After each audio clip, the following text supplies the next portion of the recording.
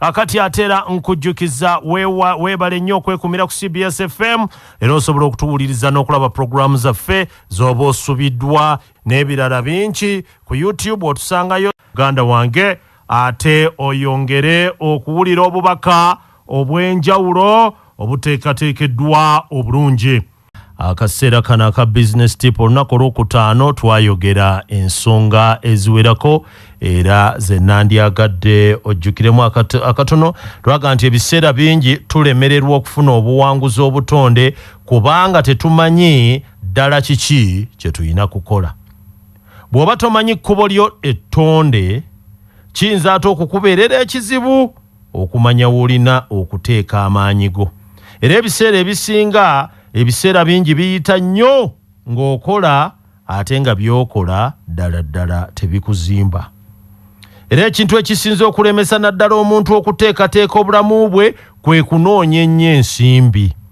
Tugeze tukitegeera nti okwagala ennyo ensimbi si kwe kuzifuna, naye okuyiga ebifuga ensimbi n'obiteeka mu nkola oluvannyuma ate ensimbi zisobola okukusanga. Tweyongereyo mu maaso. Kintu kizibu nnyo ate kinnafuya nnyo era kimalamu nnyo amaanyi okukozesebwa naye nga tomanyi na nsonga ekukozesa. Kiwa amaanyi okulaba nga by'okola ebyo ebitono oba ebingi nga by'amaanyi go era bisobodde okukusasula. Kale sumulula ekyo ky'obadde ekyotadde mu kkomera kijjeeyo gye wazaalibwa kye wazaalibwa okukola. Lekeraawo okukkiririza abantu okupangisa ekitone kyo kubanga ky'ositudde mu ggwe kinene nnyo okubanga kijaajaamizibwa bwe kityo. Omusaala gw'ofuna kwalibadde kusiima kw'oyo akukozesa okukkiriza okukolako naye mu kitongole kye kubanga wanjawulo era naawe ekyosituddemu naye kinene ddala era tekibaako muwendo.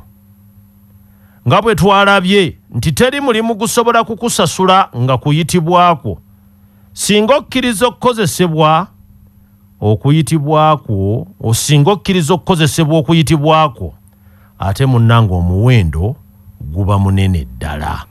Kati olwaleero tutunuulira abantu. Weetaaga abantu okusobola okukulaakulana era weetaaga okweggyako abantu okusobola okukulaakulana. Ndowooza obiwulira we byegatta. Weetaaga abantu okusobola okukulaakulana ate weetaaga okweggyako abantu okusobola okukulaakulana.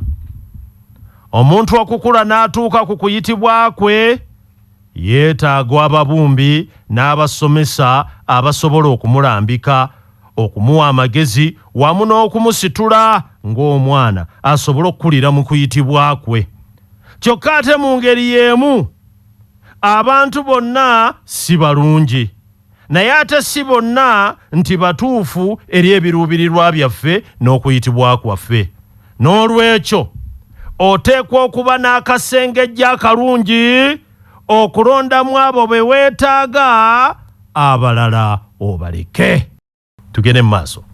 Nga bwe nkulaze nti abasinga basanyufu okufaanana nga bw'ofaanana era ne mu bwongo bwabwe baamala dde okukuwa ekifo omuli by'osobola okukola ne by'otasobola kukola.